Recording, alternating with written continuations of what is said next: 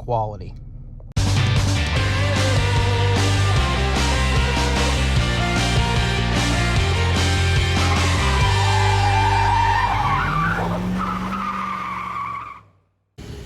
Showing off the inside.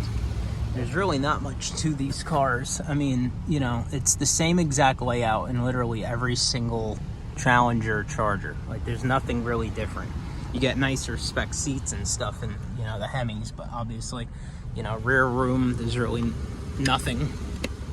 There's literally no room at all back there. I don't know how you could sit back there. But yeah, I mean, it's just, you know, and I'll do a little walk around on the outside so you see what I mean. I mean, it's nicely spec'd. It's a decently spec'd car. You know, it's not bad looking at all by any means. I really love the way these look. This color combo is actually really nice. So I want you to remember that I'm talking primarily about a V6 Challenger. I'm not talking about a Hemi Challenger. Starting off strong and positive, because there's not many positives that I have about this car. The first one is that for a V6, it really does have some decent power. You do feel the weight of the car, obviously, that's a known joke. You do feel the weight of this car holding it back in that area. Going into the drivetrain, rear-wheel drive, obviously. The transmission not only complements this car, but it takes away from this car. It complements it, in my opinion, when you're doing like a 30 or a 40 roll and you get above 50, 60 miles an hour, you're just slamming through gears and, well, it's slamming through them for you, I should say. But you don't feel it shifting. It's like buttery smooth. But then on the other hand, using the sport mode is useless because it's just extremely weird to get used to. And also, it feels very sluggish and like jerky down low when you're just doing normal driving. It's also a big complaint about this car that people have, is that the transmission feels kind of like crap. So those are the positives. The other positive, really the last positive that I have for this car is the sound system is like pretty decent. Now going into the negatives, I'll start with the sound system. There's many negatives, and the biggest one so far for me that really annoys me is with the sound system. There's a feature on this car that I've never witnessed on any other car before, and it makes no sense, is that when you come up to a stoplight or just stop the car, the radio lowers the volume for you. Like, it automatically lowers the volume 1 to 2 volume levels. Now, that's a setting that you can shut off, but people have said that it doesn't work, and you have to keep redoing that setting every time you turn on the car. It doesn't shock me at all that that's a problem that can't be really truly fixed, because going deeper into this review, you're going to realize that I don't have much love for Mopar or, you know, Dodge, Jeep, Chrysler, Ram, Fiat, because Fiat owns it. Fiat owns all of them now. That's why they're complete shit, if you didn't know that. I'm sure most of you do, but that's why it's complete shit. So don't feel bad if you're like a die-hard old school Dodge, you know, Mopar guy. Mopar isn't what they used to be, unfortunately. And it's a shame. I truly agree with that, but it is what it is.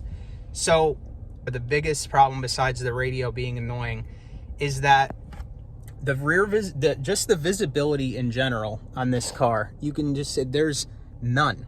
And it's because, you know, unlike most cars that I've driven that were sportier, that were known for bad visibility, like I had a Z car, a couple Z cars, Nissan Z cars, they're known for no visibility. I had a F-body Camaro. The difference, though, is that this car has a trunk. It's not a hatch. So there's no huge rear glass. It's just this small sliver of a fucking window. And going deeper into this review, my biggest beef with this car is, like, I don't know why it's even a thing, to be honest. Like, why people are still buying V6 cars, like specifically V6 Challengers, Chargers, even Mustangs, like things like that. I understand you might want like a rear-wheel drive car. Maybe you can't afford the Hemi or the V8 or whatever. But there's so many better options in this price point for a used 2020 car that you could be buying with your money that have probably, in some cases, even more power, or even if it doesn't have more power on paper, it would probably beat this thing in a race. I mean, this thing is not that fast. It has, you know, some balls to it, but you feel the weight. Like I said, it really holds you back. Just to name a few cars that I would buy over this, 2020 Acura TLX all-wheel drive with the 3.5 V6. That would probably weighs a couple 100 pounds less, practically the same power. It would probably shit on this thing in a race. A Jetta GLI of the same year. Sonata N-Line. An Elantra N-Line.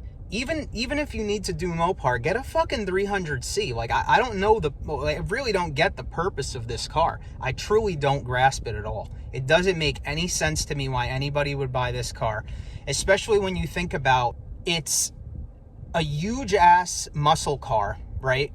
I mean, it's cool, right? Like, the hood is long, it's bulky, it's a fucking boat, but you don't get the true feeling of it with a V6 under the hood. I grasp why people buy these in the hemi form. I love them in the hemi form, and I'm not a big Mopar guy, but I drove a couple Chargers, a Scat Pack, and a Daytona. We reviewed a Daytona on the channel. That car is fucking awesome, dude. I don't care what anybody says. They're really cool. But, like, these cars are just shit. The V6s are shit.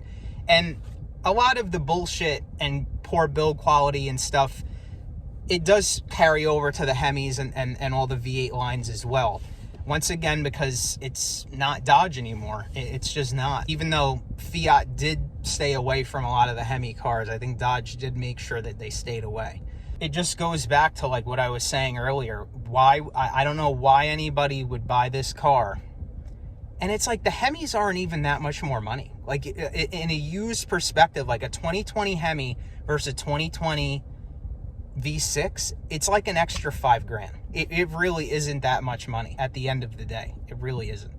So I don't know why this car is, like, even a thing. I truly fucking hate it, to be honest. I really, it's very rare that I say that about cars, but, like, there's just no point to this thing. Getting into the end of the video, because I'm just going to keep rambling, because my rage for this car knows no bounds, okay?